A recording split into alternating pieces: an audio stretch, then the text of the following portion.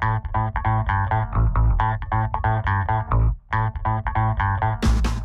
us about how your business began.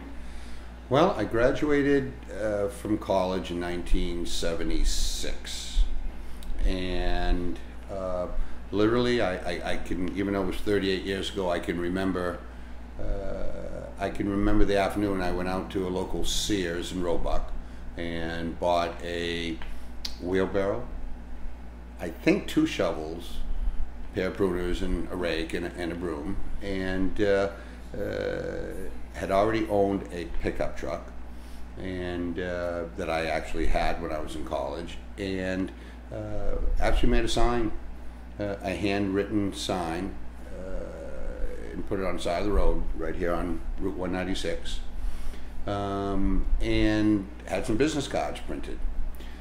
When the company first started, the name of it was actually Davis Landscaping and Lawn Care Company.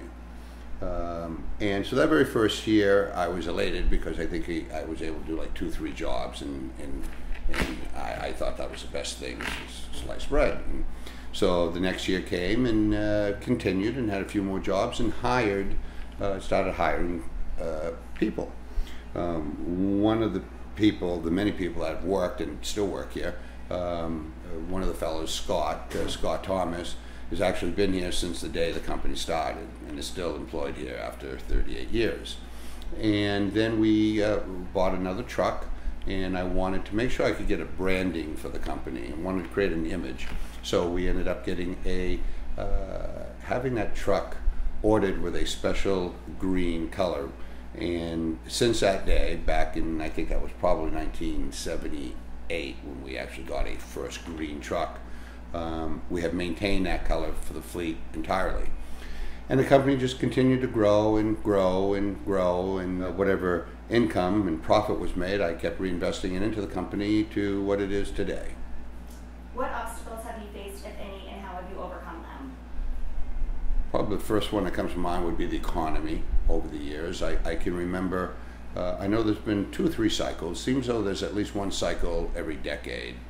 I mean, landscaping is, it's not a necessary commodity, so to speak. So when the times start getting tough, people probably would hold back on their landscaping, mow their own lawn,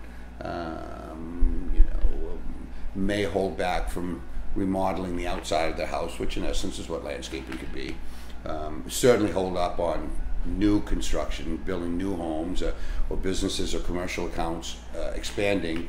So when that happens, you've got to get lean and green, and sometimes even lean and mean. And I've always been a realist. So when times are tough, the tough get going. And so you have to kind of grow with the times and acclimate to the times. And so the economy would be the biggest one. And another one that comes to mind, and I say this only because I'm always asked this, about help, workers, employees. And everybody seems to complain, everybody in business, about employees. And that really hasn't been the case here. And I attribute it to the fact that we treat people fairly, pay decently, but money is really not the #1 object. You treat people just like we do our clients. As I said earlier to you, I believe, life really is all about relationships. Relationship with our own family, relationship with our children, which, obviously, as I said earlier, 2 of my children are very methodically taking over the company. I love them to death. And of all the employees that work here, many of them have been here for a very long time. And we treat them as people.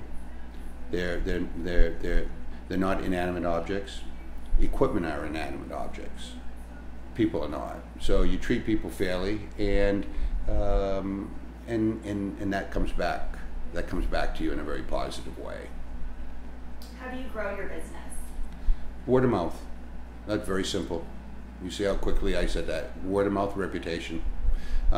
We pay for, we do some advertising, and we allot a certain budget for advertising.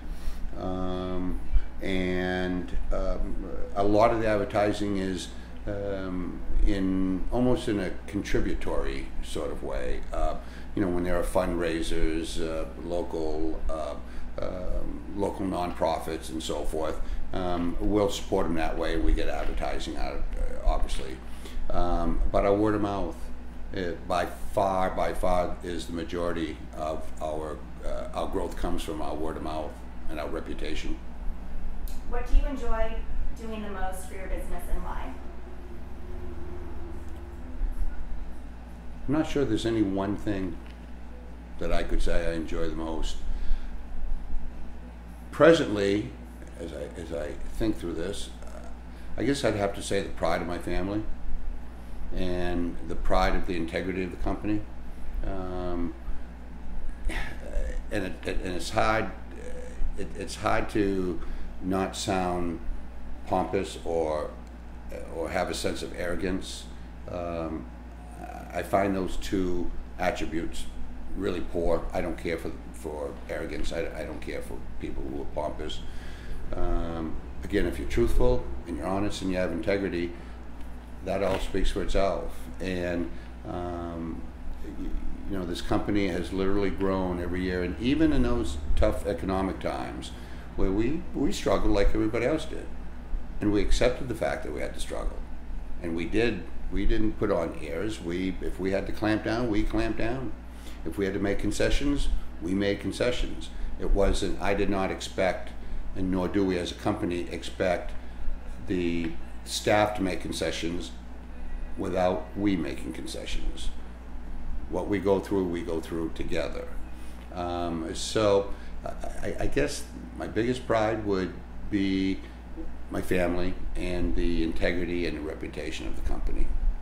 If you could pass on one piece of advice to someone going into your industry, what would it be? Don't be afraid to work, and don't think you're going to be a millionaire doing it. You must have a passion. If you're doing something you don't enjoy, why doing it? Why be doing it?